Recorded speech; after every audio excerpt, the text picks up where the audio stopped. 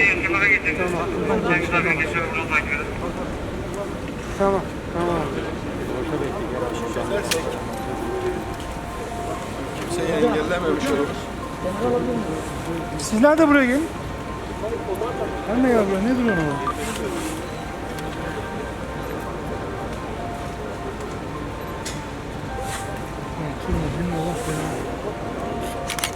Ya.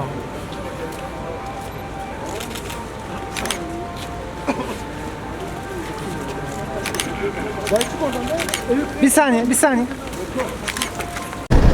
Öncelikle bu elim olayda hayatını kaybeden vatandaşlarımıza Allah'tan rahmet diliyorum. Biliyorsunuz sabah yangın 4.30 sularında başladı. Özellikle yoğun bakımda bizim yüksek akımlı oksijen vermek üzere daha çok kullandığımız high flow dediğimiz bir cihazdan kaynaklanan sorunla yangının çıktığını biliyoruz. Bununla devamında 20 yataklı yoğun bakımın yatan hasta sayısı 19 kişiydi.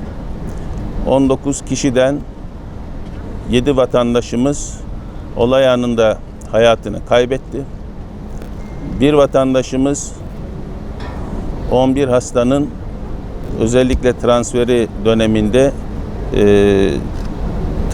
döneminde bir hastamız da 4,5 saat kadar sonra hastanede nakil yapılan hastanede hayatını kaybetmiş oldu. Yani toplam 19 takip edilen hastamızdan 9 vatandaşımızı kaybetmiş olduk. 10 hastamızın da nakli yapılarak yoğun bakımlarda değişik civar hastanelerinde tedavileri devam etmekte. Ben hayatını kaybeden vatandaşlarımıza Allah'tan rahmet, yakınlarına sabır ve başsağlığı diliyorum. Yaralılarımıza da acil şifalar diliyorum.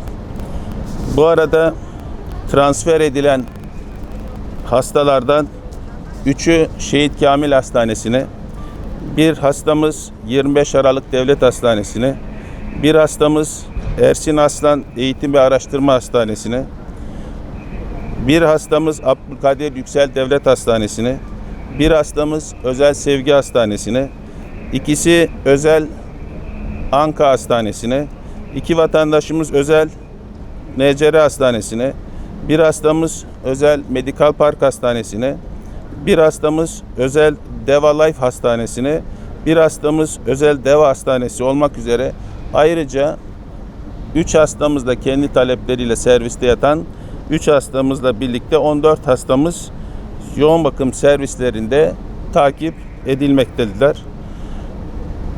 Bu arada müdahale etmeye çalışan 16 hastane personelinin de etkilendiğini gördük. Bununla ilgili yoğun bakımda 7 personelin yakın takibi yapılmakta. Kendilerini ziyaret ettik. Ciddi bir sorunlarının olmadığını zannediyorum. Bugün yoğun bakımda tedavileri tamamlanıp servise alınmaları mümkün olabilir. Bununla ilgili özellikle olayla ilgili inceleme hem Başsavcılıkça hem biz bakanlık olarak müfettiş görevlendirilmesi anında yapıp incelemeyi başlatmış olduk. Soruşturma başlatılmış oldu. Bu anlamda herhangi bir sorun ve aksaklık ve bu anlamda kusur tespit edildiğinde vatandaşımız şundan emin olsun, yapılması gereken her neyse yapılma noktasında kararlı olacağımızdan vatandaşımız emin olsun. Tekrar memleketimize, milletimize Rabbim böyle felaketler yaşatmasın. Milletimizin başı sağ olsun. Sabah 4.30 sularındaki bu yangın ve sonrasındaki gelişmelerle ilgili olay anından itibaren çok yakından tüm kurumlarımız takip ettiler. Başta Sağlık Bakanımız olmak üzere. ve Gaziantep'imizin, milletimizin başı sağ olsun. Olayla ilgili olarak Gaziantep Cumhuriyet Başsavcılığımız derhal soruşturma başlatmıştır. 2 savcıyı görevlendirmiştir başsavcılığımız. 2 savcı tüm süreçle ilgili yakından olayı takip etmekte, titiz bir şekilde soruşturmaktadır. 7 kişilik bir bilirkişi heyeti oluşturulmuştur. Konusunda teknik olarak uzman bu heyetin incelemeleri yapılmıştır. Süreç hızlı, titiz bir şekilde başsavcılık tarafından yerine getirilmektedir.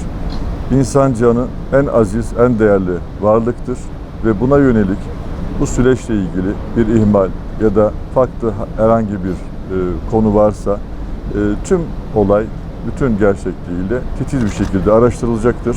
İdari anlamda, adli anlamda tüm kurumlar bu konuda gereken ne varsa yapacaktır. Vatandaşlarımız müsterih olsun. Bu konuda titiz bir şekilde tüm çalışmalar sürecektir. Ben hayatını kaybeden tüm vatandaşlarımıza Allah'tan rahmet diliyorum. Yakınlarına başsağlığı diliyorum. Ve yaralılara da Rabbimden acil şifalar diliyorum. Milletimizin, Gaziantep'imizin, şehrimizin başı sağ olsun. Rabbim bir daha böyle acılar hiç kimseye, hiçbir yerde yaşatmasın. Başımız sağ olsun.